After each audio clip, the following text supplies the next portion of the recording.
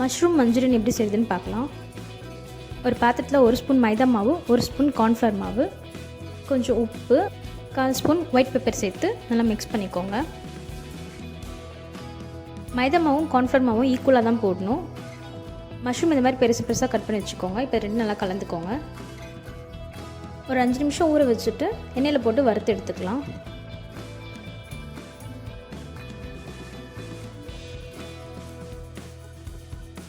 வறுத்து தனியாக எடுத்து வச்சுட்டு ஒரு கடையில் எண்ணெய் ஊற்றிட்டு பூண்டு சின்ன சின்ன நறுக்கி வச்சுருக்கேன். இப்போ அதை சேர்த்து நல்லா கலரிக்கோங்க.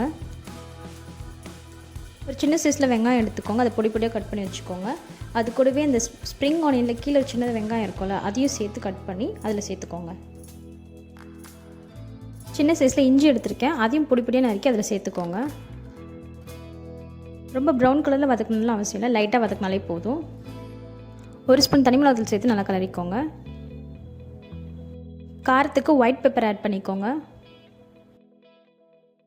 கொஞ்சம் லைட்டாக வதங்கினதும் 2 ஸ்பூன் டொமேட்டோ சாஸ் ஆட் பண்ணிக்கோங்க. சும்மா லைட்டாக ஸ்வீட்னஸ்க்காக கொஞ்சமாக சர்க்கரை ஆட் பண்ணிக்கோங்க. தேவையான அளவுக்கு உப்பு ஆட் பண்ணிக்கோங்க.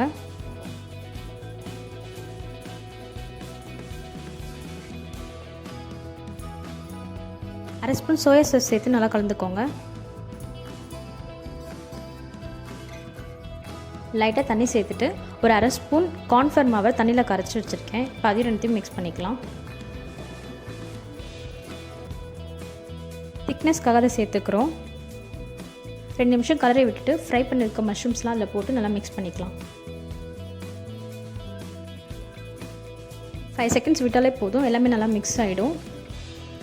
ஃபைனலாக ஸ்ப்ரிங் ஆனியன் போட்டு ஆஃப் பண்ணிக்கலாம். அவ்வளோதான். உங்களுக்கு இந்த வீடியோ பிடிச்சிருந்தா லைக் பண்ணுங்கள், ஷேர் பண்ணுங்கள், சப்ஸ்கிரைப் பண்ணுங்கள். தேங்க்யூ.